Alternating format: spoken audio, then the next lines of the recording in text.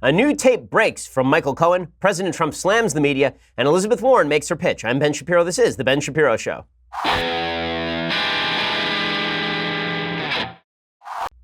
Well, a lot of breaking news today, but let's begin with this. I have some exciting news to announce. I know you've all been waiting with bated breath for this, particularly my college fans. Right now, we are about to announce where exactly I shall be going with YAF, Young Americans Foundation. Last month, we announced the finalists for my fall campus tour. Those are the schools that might be so lucky as to risk the ire of triggered leftist students when the hurricane that is me comes to campus. Well, today, I'm excited to announce the 6 colleges that make the cut. So, here we go. Drum roll, please. USC. Okay, so we begin with University of Southern California on October 4th. And then we move on to University at Buffalo on October 8th, North Central College on October 10th, University of Wisconsin-Milwaukee on November 12th, Ohio State University on November 13th, and University of Pittsburgh on November 14th. So if you are looking for tickets at any of those lucky schools, then make sure you go over to yaf.org/Shapiro Tour, yaf.org/Shapiro Tour, and get this. We now have a shirt, a tour shirt. It's an official Ben Shapiro YAF tour shirt. It will be available on Amazon at our new merch store. That's right. The Shapiro store is finally open at long last. You survived to see it. You can wear the shirt when you come to see me speak at your school, or you can frame it and treasure it, hang it on the walls. You watch the live stream, gaze at it every evening, knowing that you've made your life better and you've made the world a better place. If you'd like me to visit your campus in 2019, then definitely check out yaf.org/Shapiro Tour, and that's where you can learn how to apply to bring me to your school. I have to say, these t-shirts are pretty cool, although it would be kind of douchey for me to wear a t-shirt with my own face on it. But why would that stop me? I mean, come on. We've met, haven't we? Okay, before we go any further, I also want to mention your Second Amendment rights. So, you've heard all of these stories in the news where a kid gets hold of a firearm and then something terrible happens. Well, you don't want that to happen to you, obviously, but you also want to make sure that you're exercising your Second Amendment rights, which is why you need to go talk with my friends at the USCCA. They want to give your entire family 100% free guide and audiobook for complete firearms confidence. As a person with 2 kids under the age of 5, I want to make sure that I'm doing firearm safety correctly. You should too. Go to defendmyfamilynow.com right now for your brand new kids and guns guide. That's defendmyfamilynow.com. You'll learn the most dangerous mistakes that put kids at risk, proven strategies for teaching gun safety to kids the right way, 8 life-saving tips to responsibly own and store a gun, and a whole lot more. It has never been easier to educate every single member of your family. The guide is life-saving, and you'll get it 100% free when you go over to defendmyfamilynow.com. It's only available for a few days, so don't miss it. Go over to defendmyfamilynow.com, get that free life-saving guide and the peace of mind that you deserve. That's defendmyfamilynow.com. Again, defendmyfamilynow.com. USCCA is a wonderful organization helping you exercise your Second Amendment rights properly. Go check it out, defendmyfamilynow.com. All right, so last night, late in the evening, Chris Cuomo, the slightly lesser block of wood known as the Cuomo brothers, Chris Cuomo on CNN brought out his big reveal. What was his big reveal? His big reveal is that Michael Cohen, the president's former lawyer, his personal attorney, had revealed a tape. Ooh, a tape. Now, we know tape is always bad, except if the tape doesn't tend to show a whole hell of a lot. So here's what happened. Michael Cohen apparently was talking with the president of the United States before he was the president of the United States. This is during the 2016 campaign, and he decided to basically wear a wire into his conversations with Trump, or at least to carry a tape recorder in his pocket. Now, this is not illegal. And a lot of people saying today, isn't that illegal? Like the president of the United States was tweeting out that he thought that maybe this was illegal. This is his tweet. This is 19. So the president tweeted out, "What kind of a lawyer would tape a client? So sad. Is this a first? Never heard of it before? Why was the tape so abruptly terminated? Cut. Well, I was presumably saying positive things. I hear there are other clients and many reporters that are taped. Can this be so? Too bad." Okay, well, it's not illegal for Cohen to tape Trump. It is weird. It's very weird to tape a conversation with your client because the only point of taping a conversation with your client, presumably, would be either blackmail or the possibility of violating attorney-client privilege, or maybe you want to show your client later that he said something that he said he didn't say. But, like, I'm a lawyer. I've never taped a conversation with a client because that would be extraordinarily weird. It is indeed a weird thing to do. It is not illegal because the state of New York, oddly enough, is a one-party consent state. There are different laws in different states around the country as far as whether you can tape people. So California, where I live, is a 2-party consent state. You cannot tape a conversation with anyone unless it's for news purposes. You're not allowed to tape a conversation with anybody without that person's consent, which is why you generally have to get release forms, or you at least have to ask on the tape whether it's okay to tape. That's not the case in New York. In New York, so long as one of the members of the conversation is okay with the taping, in this case Michael Cohen, the taping is in fact legal. So they're taping. And what exactly are they talking about? Well, apparently they're having a conversation about how to pay off Karen Mcdougal. Karen Mcdougal is another one of the bevy of porn stars that President Trump stopped during his great adventures in the Vietnam, that is the STD-ridden world of pornography. So Karen Mcdougal is a former Playboy playmate. The president has basically had sex with, I think, 10 out of every 12 Playboy playmates at last count. Let's not be shy about this. The president is not exactly a sexual miser. He's been rather profligate with his services and with the services of others for several decades. And none of this is a shock because, as I say, all of this is priced in. Right? We knew all of this about Trump for years. This is a guy who used to openly brag about stooping other people's wives. Like, all of this is priced in. Whether you like it, whether you don't, nothing's going to change. People who like Trump. They don't care about this. People who don't like Trump. They're going to pretend they care about this if they're on the left while they don't care about Bill Clinton. And there are a few people on the right who aren't fond of Trump's character and also don't like that this is the stuff that he does. That's a shrinking group of people. In any case, the president is speaking with Michael Cohen, and Cohen is saying, we need to pay off Karen Mcdougal. And here is what it sounds like. I need to open up a company for the transfer of all of that info regarding our friend David, so that I'm going to do that right away. And I spoke to Alan about it when it comes time for the financing, which will be... Listen, what financing? We'll have to pay you. So I'll pay for cash. No. I got it.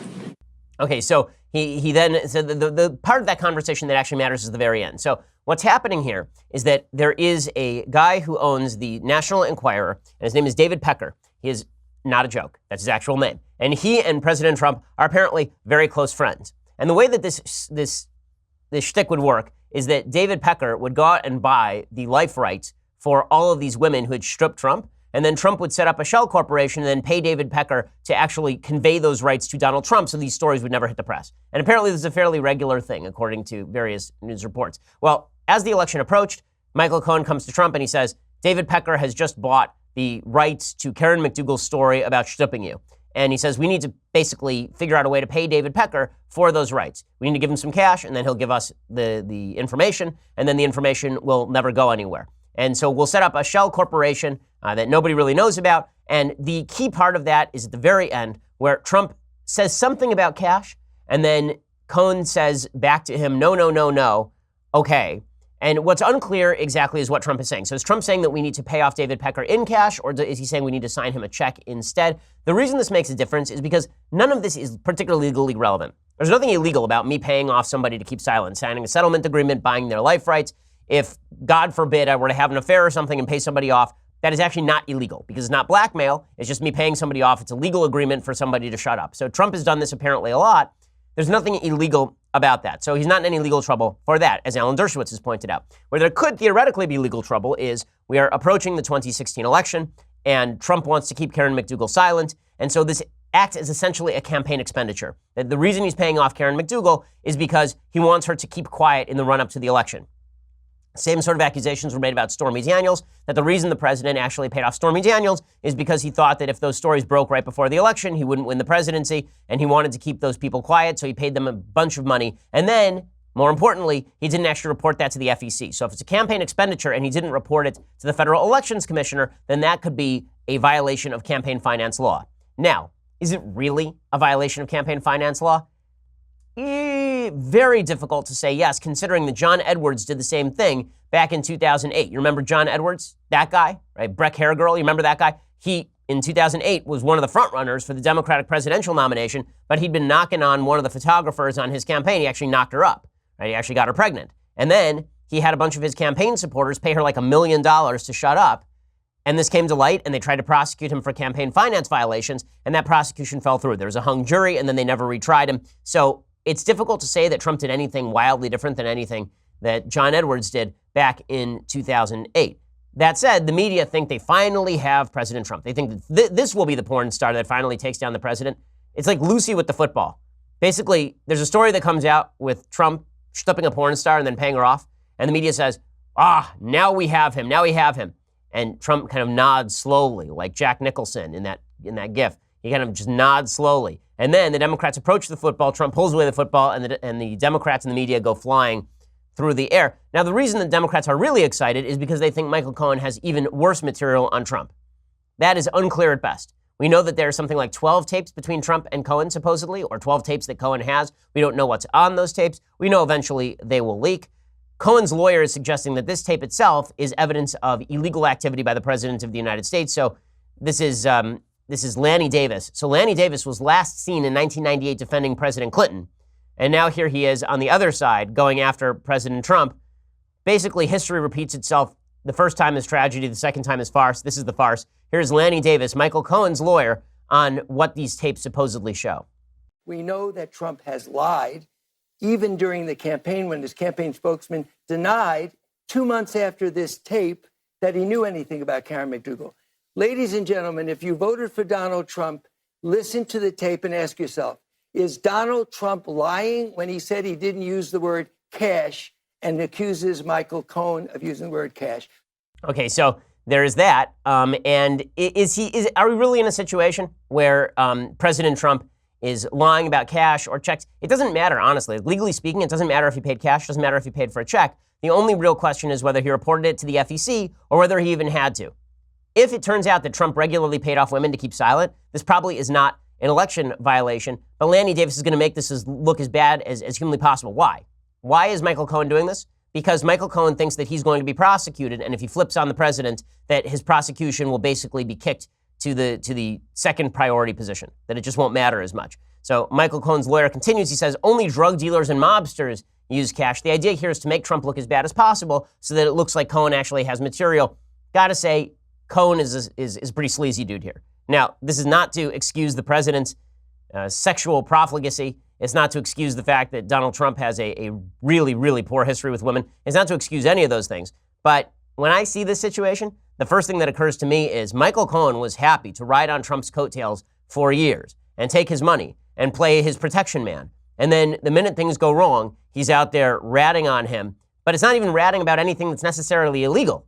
He's just ratting on him in order to avoid culpability for other activities, perhaps. But Lanny Davis says that this is mobster type stuff, what Trump did here. There's no way that Mr. Giuliani, who knows from being U.S. attorney, the only people who use cash are drug dealers and mobsters. Cash is not what you do.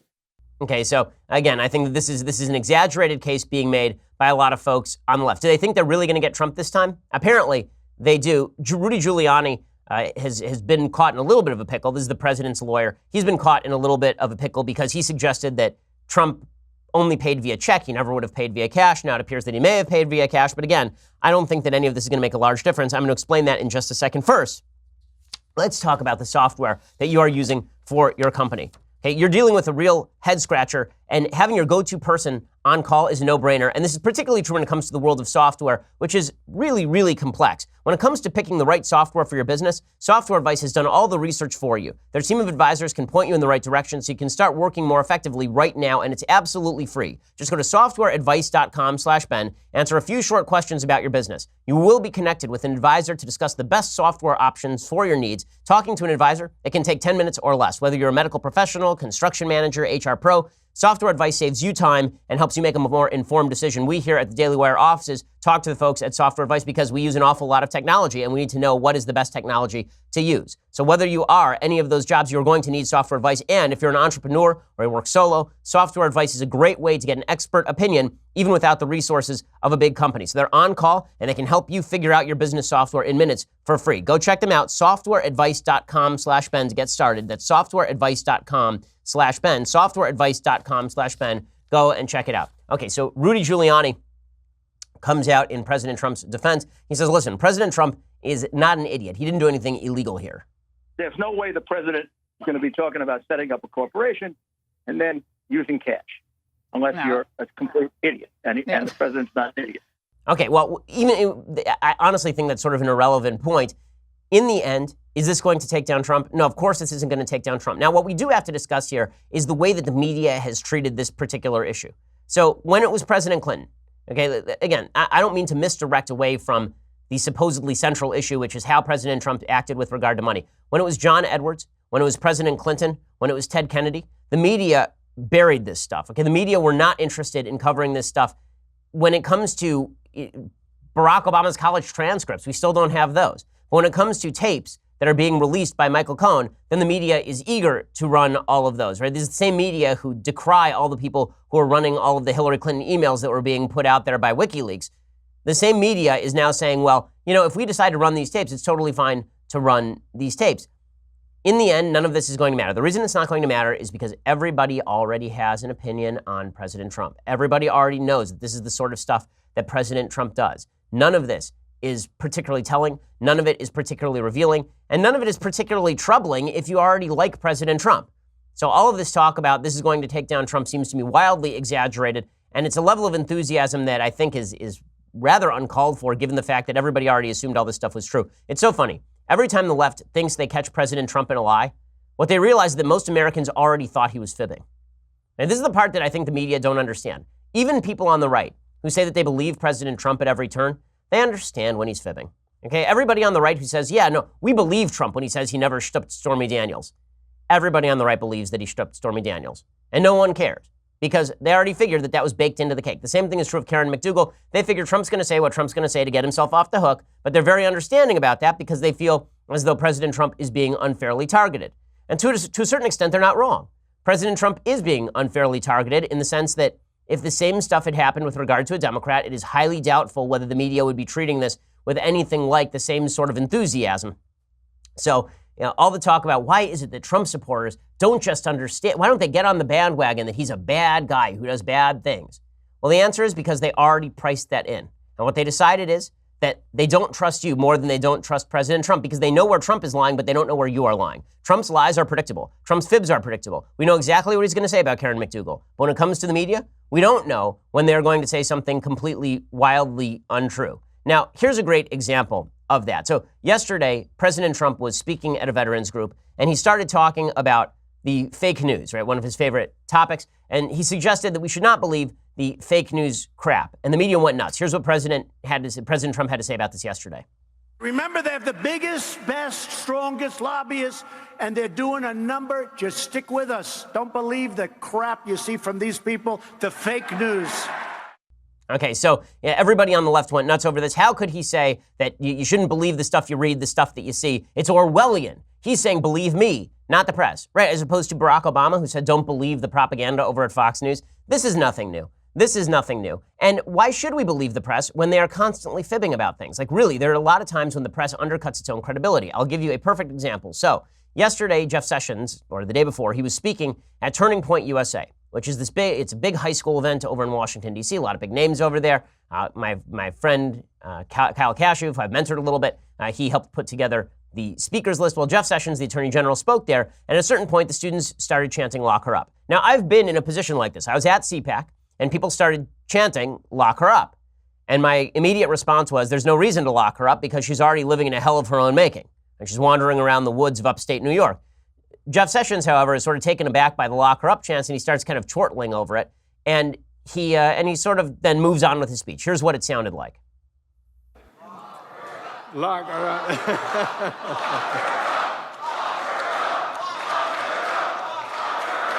Well, so. And then he says something like, I heard that a lot during the campaign. The media immediately started running headlines about how Jeff Sessions had led chants of lock her up. I'm not kidding. Katie Tour over at NBC said Jeff Sessions led chants of lock her up over on MSNBC. He did not lead a chant. Okay, they started chanting lock her up. He kind of chortled about it because it's a little bit funny. And then he moved on with his speech. But if you just read the media headlines, it sounds like the Attorney General of the United States is abusing his power by standing there and chanting lock her up with a bunch of students. Okay, another great example of the media's malfeasance on these topics. So my friend Allie Stuckey, okay, Allie's great. She's over at CRTV, which is a great outlet. You should check it out. And Allie she does these sort of parodic videos. How do I know she does parodic videos? Because I did one with her. Okay, just a few weeks ago. It was actually at a Turning Point USA event. She was there to cover it, and we went in a room with her cameraman, and she did basically a rip-off of Between Two Ferns. She sat across from me, and she asked me absurd questions, and I sort of laughed awkwardly at the absurdity of the questions. This is Allie's shtick, right? She generates an awful lot of satire content. So she took an interview. We showed you, and you listened to, portions of this same interview with Alexandria Ocasio-Cortez. Okay, we actually played this interview on the air. It was with Margaret Hoover on PBS. It's the same interview in which Alexandria Ocasio-Cortez suggested that she didn't know anything about foreign policy, and she obviously didn't know anything about capitalism or economics, and she looked like an idiot. So what Allie did is she cobbled together a video of her questioning Alexandria Ocasio-Cortez, and it was very funny. And it was obviously not real. And the reason you know it's not real is because the background for Alexandria Ocasio-Cortez is not even remotely the same as the background in the video for Ali Stuckey. It is obvious that that Cortez is not sitting down with Ali Stuckey. You can also tell because in some of the cutaway shots, you can see Margaret Hoover's dress, which is green. And then when they cut away to Ali Stuckey, she's wearing a blue dress. It's completely a different dress. Okay, here is what it sounded like. And then I'll tell you how the media reacted to this because it's completely insane. How do you respond to the people who say that socialism has never worked? Capitalism was the most efficient and best economy, perhaps. Abject poverty is at the lowest level it's ever been because of capitalism. Well, I think the numbers that you just talked about is part of the problem. I don't understand. So what do you hope to accomplish when you're in Congress? This is a really good question. So what is it? I just think that that's the wrong question. Okay. So why should voters vote for you? You vote. It's democratic. Okay, and obviously it is Ali mocking the hell out of Alexandria Ocasio-Cortez, which is fine. You know how I know it's fine? Because the left does this exact same tactic all the time. For instance, last week, Stephen Colbert.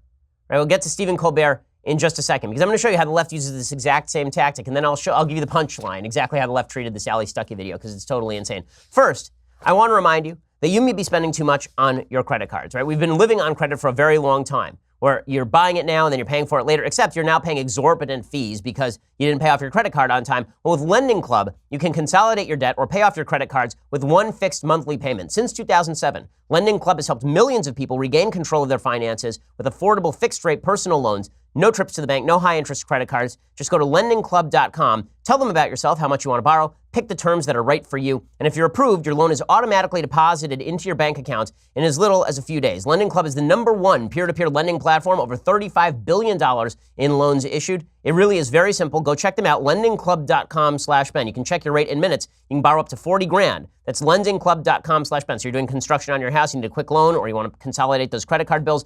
Lending Club does it for you. Lendingclub.com/Ben. All loans made by WebBank, member FDIC, equal housing lender. Go check it out right now. Lendingclub.com/Ben. It's an easy way to get a loan if you qualify, and you can find out if you do right now. Lendingclub.com/Ben. Use that /Ben so you can check your rate in minutes and then borrow up to $40,000. Check it out. Lendingclub.com/Ben. Okay, so Ali Stuckey cuts this video with Alexandria Ocasio-Cortez. And as I say, this parodic video in which she sits across from the radical socialist, self-described democratic socialist Alexandria Ocasio-Cortez goes viral. There's like 1 million hits on Facebook. And there's nothing unusual about this tactic, right? It's a frequent comedic tactic. How do I know this? Because Stephen Colbert did it last week with President Trump. So President Trump did an interview with Bret Baier, except Stephen Colbert has significantly better graphic artists than Ali does. Ali basically just cut back and forth one camera shots of her face and Alexandria Ocasio-Cortez's face. Here, the producers over at Stephen Colbert's show were actually able to essentially superimpose Stephen Colbert over Bret Baier in this particular interview. Or with Sean Hannity, rather, in this particular interview. Here's Colbert interviewing President Trump using exactly the same tactic as Ali Stuckey used with Alexandria Ocasio-Cortez. Mr. President, right off the bat, I gotta say, wow, what a summit. You managed to bring both sides of the aisle together to agree that you historically sucked. How do you think your buddy Vlad came off? I thought that President Putin was very, very strong. What else can you tell us about the man? President Putin is very much into undermining our democratic process, having the U.S. over a barrel. Don't tell me, I'll get this. Playing you like a fiddle. Wait, what am I doing? Why don't I just go to the source? Okay, and then he actually just trots over and he sits down with Vladimir Putin, right? So this is a frequent tactic that is used by folks on the left. I'm old enough to remember when you had Conan O'Brien doing a routine where somebody would play Bill Clinton's lips, right, where there would actually be like a still photo and then just Bill Clinton's mouth would move and it would be as though he was interviewing Bill Clinton. All of this is normal comedy, right? This sort of stuff happens all the time. But how does the left respond to basic satire? Which, by the way, is much funnier than what Stephen Colbert did there. That is utterly unfunny. How did they respond? Well, Alexandria Ocasio-Cortez, she tweets this. She tweets, Republicans are so scared of me that they're faking videos and presenting them as real on Facebook because they can't deal with reality anymore. Here's one bona fide truth. Election day is November 6th. No one is faking the video. I mean, honestly, Perhaps we ought to look into a governmental program of forced redistribution of senses of humor so she ends up with one. Because this is crazy. Okay, it is obviously a satire video. Again, Allie makes satire all the time. But what the left really can't deal with, okay, the real truth they can't deal with is that some people on the right actually have a sense of humor. The left wants to paint the right as completely humorless. This is one of their favorite things to do. What the right really is we're all John Lithgow in Footloose. We sit around telling the kids not to dance. That's our thing. But if we're ever funny at all, then it turns out that it's because we're racist, sexist, bigot, homophobes, or because we're faking it. So you could forgive Alexandria Ocasio-Cortez for having no sense of humor about herself. You know, as somebody who is parodied on a pretty frequent basis, I can tell you, I find most of the parodies about me pretty funny. But apparently, if you're a hardcore democratic socialist, humor was outlawed by Stalin a century ago, and so we ought to simply pretend that it doesn't exist. The part of it that's hilarious, though, is the way the media treat this stuff. Okay, so how do the media treat this? So a video producer at Vox tweets this out. He tweets out, wow, this is Ocasio-Cortez PBS interview with Margaret Hoover spliced together with a CRTV interviewer. Notice they never appear on camera together, and the interviewer shot is lit different, plus higher resolution. Took 1 minute on Google to sort out. Reprehensible. Did it ever occur to this guy that they weren't trying to make it look like an actual interview? That the whole thing is parodic? Like, yes, it's shot with different resolution because it was done on the cheap. Because it's not like Allie is spending tons of money on a Stephen Colbert style implant you in the video talking to President Trump. I love that the people on the left were so exercised over this. I mean, they were really exercised over this. The Washington Post ran a full piece about this. I am not kidding. It's a full piece from the Washington Post about the evils of this. Okay, and they tweeted this out. After a fake interview of Alexandria Ocasio-Cortez went viral, its maker said it was satire. Its maker said it was satire? It's obviously satire. It's clearly satire. I understand we live in an era where people are not allowed to make jokes or have a sense of humor, but you have to be out of your mind. You have to be so unbelievably stupid to think that this was meant as an actual legit interview that it amounts to dishonesty. Eli Rosenberg writes the piece. He says, the video traveled quickly after being shared Monday on Facebook, gathering more than 1.5 million views in less than a day. In it, Alexandra Ocasio-Cortez, the congressional candidate from New York whose Democratic Socialist campaign has struck a lightning bolt into the world of Democratic politics, appeared to give bizarre answers in a 2.5-minute video that was staged as an interview with conservative commentator Ali Stuckey on the site CRTV. Ocasio-Cortez shook her head no when Stuckey asked if she had any knowledge about how the political system worked and seemed to imply that Venezuela was in the Middle East and was a model of socialism. But the video did not depict a real interview despite its caption. Ali grills, okay, and the grills is in scare quotes.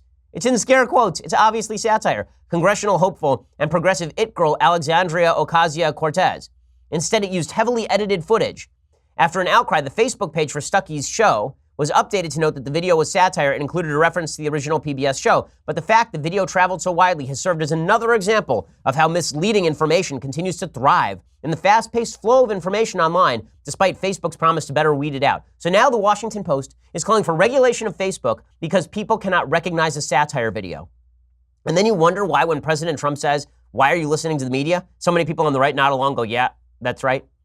You know when I saw this video, this Ali Stuckey video for the first time? It says a couple of nights ago when it first went up, and my father was online. He said, look at this hilarious video. Everyone realized that it was funny. Everyone realized it was satire except the writers at the Washington Post. And then this writer says misinformation is not completely outlawed according to the company's community guidelines, and neither, of course, is satire, but the video appeared to fall into a confusing gap between the two before it was labeled. No. It says, to many skeptical eyes, the video was obviously fishy and staged, but it appeared to be taken seriously after it was shared on some conservative-leaning pages on Facebook. This is reminiscent of when, I believe it was the Washington Post, ran a fact check on a Babylon Bee piece on Facebook. The Babylon Bee is like the Onion of the right. It's just incredible. It's just incredible. Again, this is a frequently used tactic on the left, the fake interview. It's a very funny bit. Right? For example, I'm old enough to remember when late-night comedians did Bush versus Bush. Did anybody actually, Jon Stewart did this. Did he actually think that George W. Bush was debating George W. Bush? Like, did anyone think this was anything but satire? And here it is from, 10 years ago. Mr. President, let me just get specific. Why are we in Iraq? We will be changing the regime of Iraq for the good of the Iraqi people. Governor, then I'd like to hear your response on that. If we're an arrogant nation, they'll resent us. I think one way for us to end up being viewed as the ugly American is for us to go around the world saying, we do it this way, so should you. Okay, so Okay, this is a tactic that's frequently used, and this is the part that drives me up a wall. When you undercut your own credibility on a regular basis, members of the media, it's going to be very difficult for you to fight President Trump when he says that you've destroyed your own credibility. Okay, before we go any further, let's talk about your impending death. So let's be real about this. You're going to plot. And when you do, if you don't have life insurance, your family is going to be a lot poorer than they were while you were alive and earning, son. So go check it out right now. 71% of people say they need life insurance. Only 59% of people have coverage. That means at least 12% of people are procrastinating. Go check it out. Policy Genius, the easy way to compare life insurance online. You can compare quotes in just 5 minutes. When it's that easy, putting it off becomes a lot harder. You can compare quotes while you're sitting on the couch watching TV. You can compare quotes while listening to this podcast. Go try it. Policy Genius has helped over 4 million people shop for insurance. They've placed over $20 billion in coverage. And they don't just make life insurance easy. They also compare disability insurance, renter's insurance, health insurance. If you care about it, they can cover it. So if you need life insurance, but you've been putting it off because it's too confusing or you don't have the time, check out Policy Genius. It's the easy way to compare top insurers and find the best value for you. There's no sales pressure, zero hassle, and it's free. PolicyGenius.com. When it's this easy to compare life insurance, there's no reason to put it off. Fact is, everybody needs life insurance. Yes, you. Go check it out. PolicyGenius.com. Alrighty, so the media obviously stepping in it on a routine basis, and it would be hilarious if it weren't quite so sad. Now, in a second, I want to talk about some other agenda items on the left that involve things including plastic straws. I'm not kidding. But first, you're going to have to go over to dailywire.com and subscribe. So for $9.99 a month, you can get a subscription to dailywire.com. When you do, you get the rest of this show live, the rest of Andrew Klavan's show live, the rest of Michael Knowles' show live. There's a lot of good stuff that you get when you become a subscriber. For a $99 annual subscription, you get this, the very greatest in all beverage vessels, the leftist tears, hot or cold tumbler. Go check it out right now. Also, when you subscribe at YouTube and you hit that little bell so that you're updated, you will be able to know when we release a new episode of our Sunday special. And this Sunday special is pretty awesome. Coming up this Sunday, Mike Rowe is stopping by, Dirty Jobs Mike Rowe. So go check it out. Okay, here's Mike Rowe talking about how awesome it was. Did you know Ben Shapiro has a Sunday special? Did you know it was on Sundays? Well, it is. Did you know that I'm his guest this Sunday? Well, I am. Did you know that watching it will make you exponentially smarter and more liked? It will. See you Sunday. So check that out, the Sunday special coming up. And when you subscribe at YouTube or iTunes, then you can ensure that it will arrive in your inbox just as promised. Go check it out. We are the largest, fastest growing conservative podcast in the nation.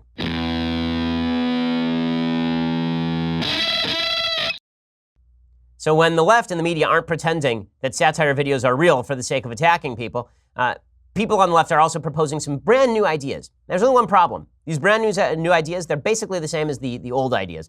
So for example, Elizabeth Warren, she's presenting a brand new idea. It's brand new. What is her idea? She wants to run for president in 2020 as a Native American. And she says that she wants a 50% tax rate. That's what she's looking for, a 50% tax rate. Now, let it be said that people in the top brackets in the United States are already paying the overwhelming majority of actual net tax dollars toward the federal government. Like it's not even close.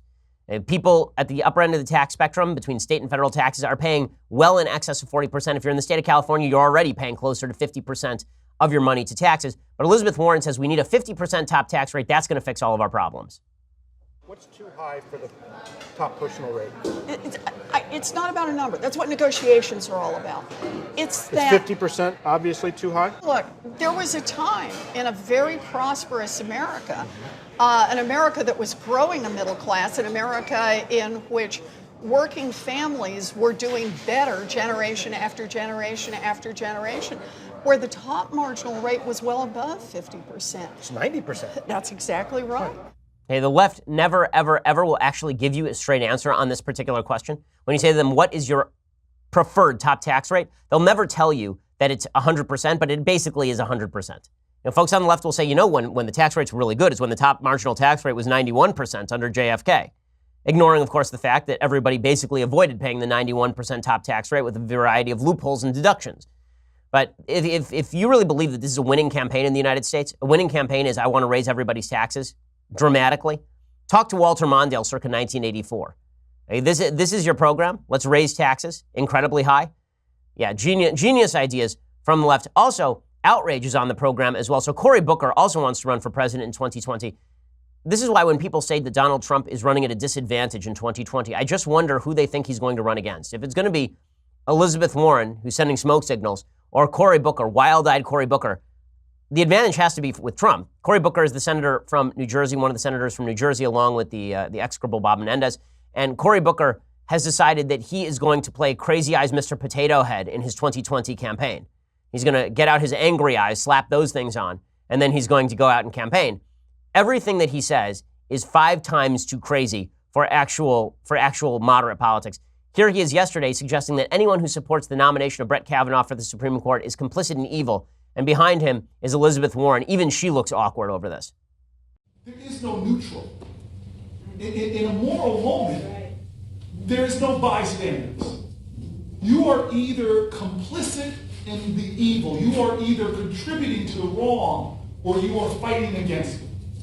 Okay, the outrage routine, every time Cory Booker speaks, he thinks that he is doing the McCarthy era, have you no decency, sir? And it grates really, really quickly. Moral outrage does not work against President Trump, and it doesn't work on the American people. When you're talking about the nomination of Brett Kavanaugh to the Supreme Court, the left is already attempting to mobilize against Kavanaugh's nomination, not by suggesting that there are holes in his legal resume or by asking specific questions about his record or how he will rule on future cases, but simply by stating over and over and over again that you are evil if you support Brett Kavanaugh. Well, this was exactly the thing that led to Trump's presidency in the first place. Everybody on the right got tired of hearing they were evil for disagreeing politically, and so the left is doubling down on all of that. So what have we learned from the left in the last 24 hours? We've learned that their program involves dishonestly suggesting that satire is actually real for the purposes of attacking people. We've learned from the left that they want tax rates radically elevated, and we've learned from the left that you are evil if you support a judge who disagrees with Cory Booker on abortion. This is what we've learned from the left. The radicalization of the Democratic Party is happening in real time. And this is not me suggesting this from some subjective point of view. Real Clear Politics has these charts that show sort of the movement in the party politics over the past 20 years. And what you see is that the Republican Party moved to the right, leading all the way up till 2010. And since 2010, the Republican Party has basically been stagnant in its policies. And what you see is that the left, the Democratic Party, has moved radically to the left since 2010. And that's not a giant surprise because just watching it in real time, you can see it happening. I'm old enough to remember when Barack Obama was running on behalf of traditional marriage and suggesting that he didn't want to raise taxes in 2008. And now you've got Elizabeth Warren, who's going to run on transgender bathrooms and 50% tax rates. That might be a little bit too radical for the American people. Now, the other angle that folks on the left could take is that the Republicans in Congress aren't checking President Trump quite enough, that the Republicans in Congress are letting President Trump have his way. The problem is it's hard to come up with the evidence that on policy they're actually letting Trump have his way, except perhaps on the issue of tariffs, where Congress really should seize back its power. It's a legislative power under Article 1 of the Constitution to handle tariff policy. But on other areas, for example, on Putin, the left has suggested that the Republicans are complicit in allowing President Trump to sell out the country to Vladimir Putin, except for the fact that the policy that has been promulgated by Congress is much harsher under President Trump than it ever was under President Obama. Yesterday, for example, Senator Mitch McConnell, the Senate Majority Leader, Cocaine Mitch, he came out and he said that Speaker of the House Paul Ryan, the two of them would not be welcoming Putin to give some sort of joint address to the houses of Congress. So they're not going to go along with the sort of warm feeling that President Trump has for Putin. Again, the policy that Trump has pursued via Putin is very different from the verbiage he has spoken via Putin with regard to Putin. Here is Mitch McConnell elucidating. Well, I can only speak for the Congress. The Speaker and I have made it clear that Putin will not be welcome up here at the Capitol. Okay, well, again, if the idea is you need to elect Democrats to check the President of the United States, I'm failing to see where Trump has really overridden his constitutional boundaries, except in the area of tariffs. And there is a case to be made that Republicans should stop him on that stuff for the sake of Trump's own presidency. But the case for a Democratic Congress has never been weaker, I think. And that's why I'm so bewildered by folks like George Will, who have suggested we need Democrats in Congress to check President Trump. You may not like President Trump, but the policy that is emerging from the Trump administration is not the same as President Trump's his personality and what he believes personally. They're not quite the same thing at all. I'm not sure how you trust Democrats, especially considering this final plank of the Democratic platform that I'm going to talk about in just 1 second. So, final plank of the Democratic platform apparently for 2020 is going to be plastic straws suck. And no, I don't mean that in punny fashion. I mean that they're no longer going to allow you to slurp through plastic straws in cities like San Francisco. According to the San Francisco Chronicle, soon to be heard in San Francisco, the last slurp through a plastic straw. This morning, my kids wanted to drink some tea and they wanted to use plastic straws. So I guess I am now complicit in evil, according to Cory Booker. The Board of Supervisors passed an ordinance on Tuesday that will prohibit the city's restaurants, bars, and retailers from providing customers with plastic items such as straws, stirrers, or toothpicks beginning July 1st, 2019. If the ordinance passes the board on the second reading next week, it will then be presented to Mayor London Breed. If the mayor signs the measures, retailers will be prohibited from selling single-use food service products made with fluorinated chemicals. So you're not going to be allowed to get like a Starbucks cup anymore. Instead, you're going to have to use biodegradable straws that taste like corn every time you use them. Bars, restaurants, and cafes would only be allowed to provide products like condiment packets and napkins upon request or at self-service stations. Supervisor Asha Safi, she says, this is about changing people's behavior. Do you really need to offer a straw with a glass of water? Well, yeah, I mean, I kind of want the straw, so a little bit.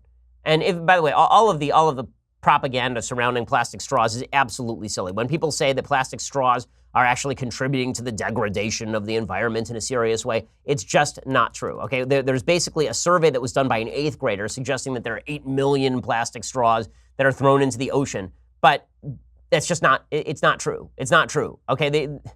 This is your program now, is to make life more, so poop on the streets in San Francisco, fine. Straws on the streets in San Francisco, not okay. Open needles on the streets of San Francisco, fine. Straws on the streets of San Francisco, not okay. Plastic straws are not the problem. If you want to talk about ocean pollution, by the way, what is really polluting oceans are nets. Okay, that's really what's happening. The anti-straw movement, according to Bloomberg, took off in 2015 after video of a sea turtle with a straw stuck in its nose went viral. Campaigns soon followed, with activists often citing studies of the growing ocean plastics problem. But this well-intentioned campaign assumes that single-use plastics have much to do with ocean pollution. That assumption is based on some highly dubious data. Activists and news media often claim that Americans use 500 million plastic straws per day, which sounds awful, because that's stupid. There are only 300 million Americans. Okay, in this room, guys, on average, how many plastic straws do you use a day? A day. Okay, that's right. Okay, I use 0. Senya uses 0. Mathis uses 0. Okay, the notion, that means that for all of the 3 of us using 0, in order for us to get to 500 million, there has to be some person out there who's using 10 plastic straws in a day for that to average out to 500 million. And somebody has to be using 10 plastic straws. I don't know what they're doing. I don't know if they're like snorting cocaine with straws piled up to wazoo, but that's real weird. And the source of the figure was actually a survey conducted by a 9-year-old.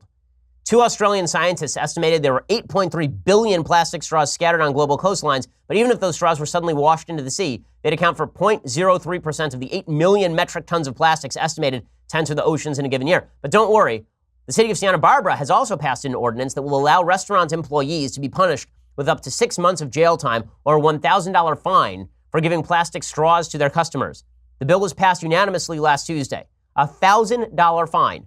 So if you go to a table and you just give 4 plastic straws to people, that's $4,000. Or you could do 2.5 years in jail. You could do 2 years in jail for giving 4 customers plastic straws. Santa Barbara's ordinance is likely the most severe straw ban in the country, but of course it is not the only one. By the way, Santa Barbara didn't just ban plastic straws, they also banned compostable straws. So I guess there are no straws available at all. So I guess if you're a disabled person who actually needs to sip through a straw, you're basically screwed, right? I mean, I guess that you could probably have a lawsuit based on this. This is pretty nuts. Okay, this is pretty nuts stuff, but again, the left is not known for its moderation on issues of virtue signaling, and this is merely the latest example of all of that. So again, I'm very glad that the leftists have decided the crucial threat to the planet is plastic straws, and that must be ended immediately.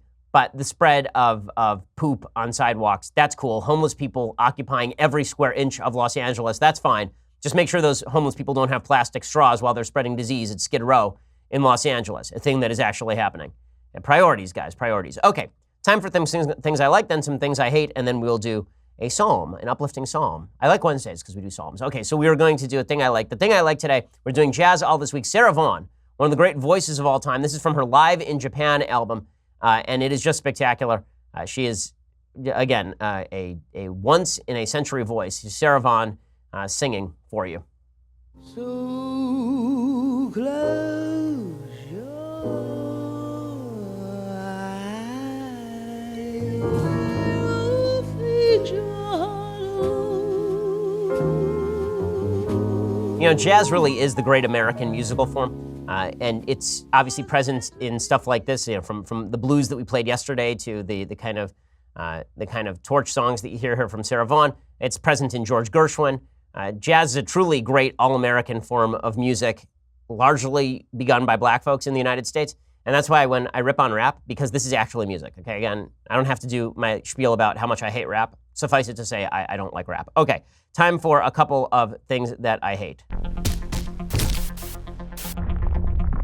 So the thing that I hate today, this is really tragic. So Demi Lovato suffered a drug overdose. She's apparently awake and responsive at this point. She had a drug overdose. People were saying that she had a heroin overdose. She was found unconscious when they arrived at her home, according to media reports. She was treated with Narcan, which is an emergency treatment for narcotic overdoses, at her home. I'm not sure what the story is on how she actually became an addict. So I think the story is that she's told that she became addicted to cocaine when she was actually on Disney Channel. And then I guess she transferred over into heroin. So this wasn't the typical sort of story that you hear with regard to heroin addiction in sort of more prosperous communities where somebody goes to the doctor and then they are prescribed some sort of opioid and they can't get the high from the opioid that they used to, and the prescription runs out, so they start using heroin, black tar heroin instead. There's a great book called Dreamland by a guy named Sam Quinones that I've recommended on the show before about the problem of heroin trafficking in the United States. But there is something to be said about the idea that when you have a severe epidemic of drugs in upper class communities, I mean economically viable communities, that it's not something you can blame on economics. It's something that you do have to blame at a certain point on lack of a moral framework for folks. And that's not to suggest that Demi Lovato is not a victim of her own addiction. I think that addiction can be treated as a disease. I think we have to treat it as a disease. It is also something that self-control helps with, which is why you have 12-step programs, as I've talked about a little bit earlier this week. But the idea that society as a whole is responsible for addictions like Demi Lovato, I have a bit of a problem with this. The reason that I say this is because the same day this happened with Demi Lovato, there's an article in a publication called NME by a guy named Barry Nicholson, and it says, "A most modern tragedy, why we're all to blame for the death of Amy Winehouse." And I just thought to myself, well, I'm not. I have an alibi. Amy Winehouse's death has nothing to do with me. And the article essentially suggests that we are all complicit. Why are we complicit in her death? At the film's core is a single deeply unsettling question. How did a happy, healthy, outrageously gifted 14-year-old glimpsed in its opening moments become a traumatized figure we all recognize from her final months? There are no easy answers. But by the end, the coroner's verdict of death by misadventure doesn't seem to tell the whole story. This was death by 1,000 cuts, an agonizingly drawn-out demise of cumulative influences, appetites, and mistakes. So the basic suggestion is that by humoring our most talented people in their excesses, that we are complicit in their fall. I think there is some truth to that to the people who immediately surround a star.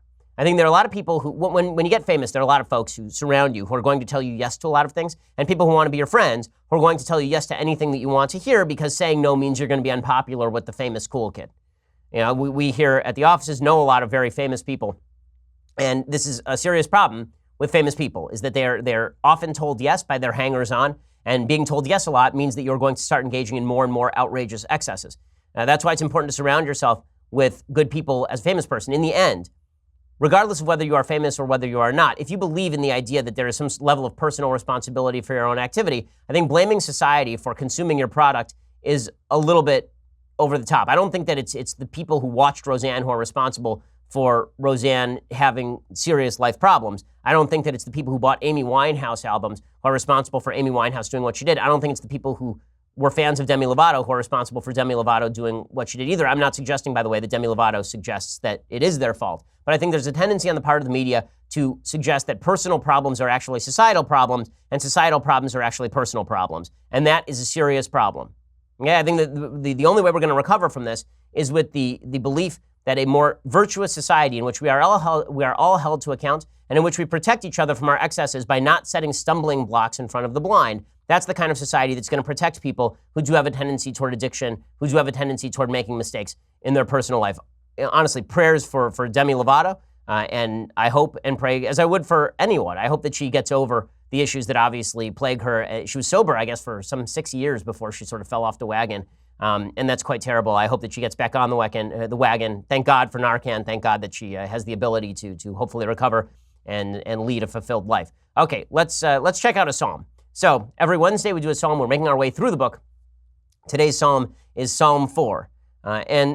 What's really fascinating about the book of Psalms is there's a really good book that I've recommended on the show before called Poetic Diction. And the basic suggestion of that book is that when you read old poetry, when you read ancient poetry, that it feels more substantive. It feels like there is something more whole about that poetry than there is about modern poetry. And the reason for that is that the language of the time, particularly if you read Psalms in Hebrew, for example, it conveys more meaning than the language now. Like we in the West, in English, we have words for spirit and for wind, right? These are two separate words. The word in Hebrew is ruach, and it encompasses both senses of the word. So the language is richer because it has more embedded meanings in it. And I think that you see that when you read the Psalms. So Psalm 4 says, for the director of music with stringed instruments, a psalm of David. Answer me when I call to you, my righteous God. Give me relief from my distress. Have mercy on me and hear my prayer. How long will you people turn my glory into shame? This is God saying to David. How long will you love delusions and seek false gods? Know that the Lord has set apart his faithful servant for himself. The Lord hears when I call to him. Tremble and do not sin. When you are on your beds, search your hearts and be silent. Offer the sacrifices of the righteous and trust in the Lord. You know, the idea of silence in the face of cosmic injustice is something that Judaism kind of goes back and forth on. Judeo-Christianity goes back and forth on. If you read the Old Testament, there's a lot of protesting against perceived injustices on the part of God. So, for example, the book of Job is all about this, where Job experiences awful, awful cosmic injustice. And God's final answer is to be silent. What is it about silence that matters here? I don't think that it's just God saying, you ought to be silent because I know best for you. I think it's about the idea that when you sit in silence, it causes you to think and to listen. Now, when you're talking, you're not listening. And talking to God is useful. Praying to God is useful. But listening and trying to figure out what it is that might make your life better on your own might be a better solution than constantly crying out to the heavens. Silence is a very effective tool. It's one of the reasons why I think Eastern forms of meditation in many cases are extraordinarily useful. The idea of actually just taking a break and shutting up for a second. In politics, if we did this a little more, if we shut up a little bit more and listened a little more and talked a little bit less, I think that we'd all be better off. I think it's certainly true when it comes to our personal interactions with the divine as well. And I'm not saying that God is going to speak to you, because I don't think that most people have the ability of prophecy, but I do think that you just listening is going to allow you to maybe see beyond yourself. This is true for all of us. It's the hardest thing to do, is to be silent in the face of perceived injustice from the cosmic. But perhaps we can get beyond ourselves if we're not talking quite so much. Okay, well, we'll be back here tomorrow with all the latest, and we'll talk about it. Well, then, I'm Ben Shapiro. This is The Ben Shapiro Show. The Ben Shapiro Show is produced by Senya Villarreal, executive producer Jeremy Boring, senior producer Jonathan Hay. Our supervising producer is Mathis Glover, and our technical producer is Austin Stevens. Edited by Alex Zingaro. Audio is mixed by Mike Caramina. Hair and makeup is by Jesua Alvera. The Ben Shapiro Show is a Daily Wire Forward Publishing production. Copyright Forward Publishing 2018.